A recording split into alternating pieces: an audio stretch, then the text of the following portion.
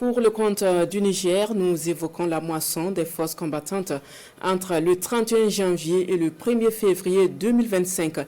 Eh bien, plusieurs acquis ont été enregistrés dans les interventions des forces de défense et de sécurité engagées dans leur mission de sécurisation du territoire nigérien, nous rapporte Jocelyne Amoussou de la RTN.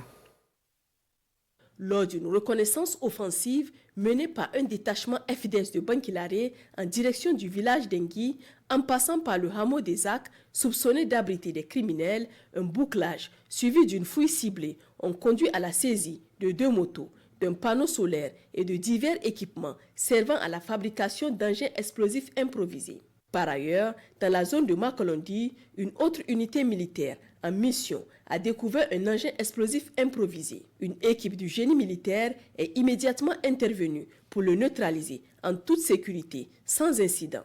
De plus, une patrouille mixte des forces de sécurité opérant dans la zone de Tamou a découvert une cache à hauteur de Caritas contenant du matériel destiné à la fabrication d'engins explosifs improvisés. Dans la poursuite de leur mission, sur l'axe Tamou-Saï, les forces ont intercepté un véhicule à l'entrée ouest d'Ilafari transportant des bouteilles de gaz, un composant clé dans la fabrication des engins explosifs improvisés. Dans la région de Zender, au sein de la zone de défense numéro 3, sur la base de renseignement, une des unités en charge de la sécurisation des travaux du pipeline a intercepté un véhicule de marque Nissan au village de Garare, transportant 56 bidons de gasoil.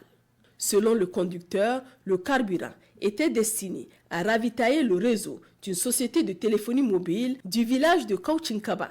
Le suspect ainsi que le matériel saisi ont tous été transférés à la brigade territoriale de gendarmerie d'Ourafan pour les investigations appropriées.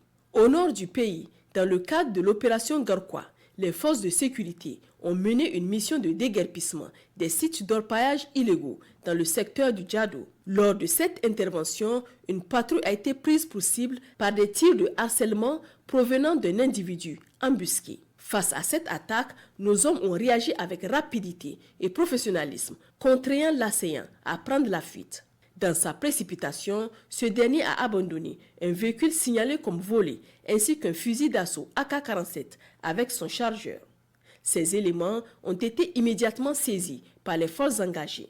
Par ailleurs, plus au sud de la zone d'opération, 3 individus ayant tenté de s'opposer à l'action des forces de sécurité ont été interpellés. Dans la région de Difa, à l'est du Niger, le jeudi 29 janvier 2025, des enlèvements ont eu lieu à Legam et Kinchandi, où une femme et un troupeau de gros ruminants ont été respectivement kidnappés. Alertés rapidement, les patrouilles de sécurité sont intervenues sans délai, permettant de secourir l'otage saine et sauve. De plus, l'ensemble du bétail a été retrouvé et restitué à ses propriétaires légitimes.